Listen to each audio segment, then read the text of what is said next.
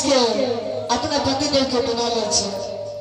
कहते नारी पुरुष जब एक मति हो छे त जुग जुग नारी करे छे नरसोर। ते द्वारा से केनो अगर पति खींचिया जाए पत्नी अगर मना लिया तो माने पड़े छे बात क्यों भाई? हां बोले छे हां हमरे लिए पत्ते डला दे ला लिया कोनो बात नहीं। सोता भगवान घर में कहबर के रंजित बेटा के अमर बाही लगा दिलिए। उसे सखी जल्दी लिया। हाँ शामी सोचा में दिए के लिए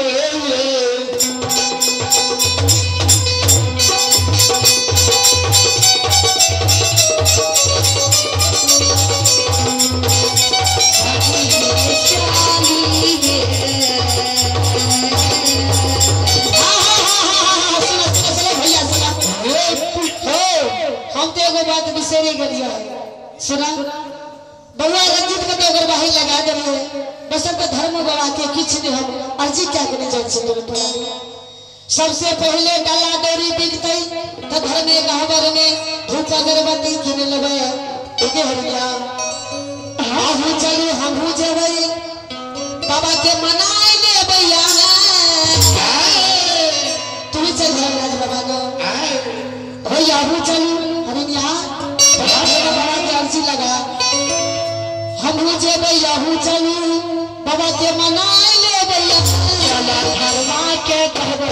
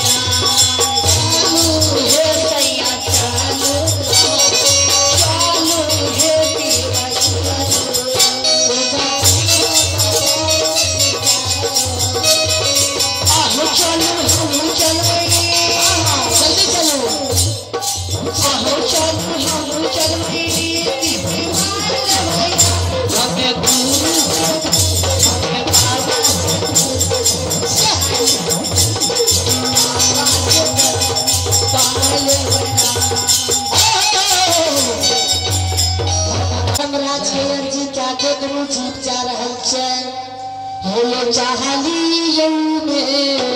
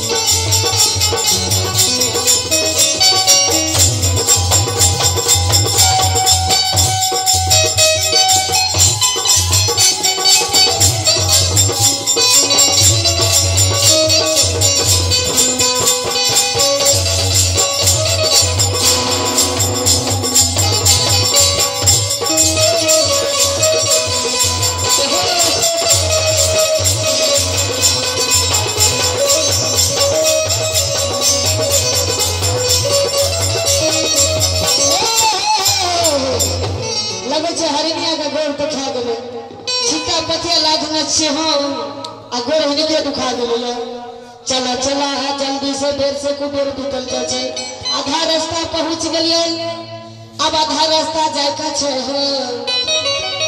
चल भैया जल्दी से चल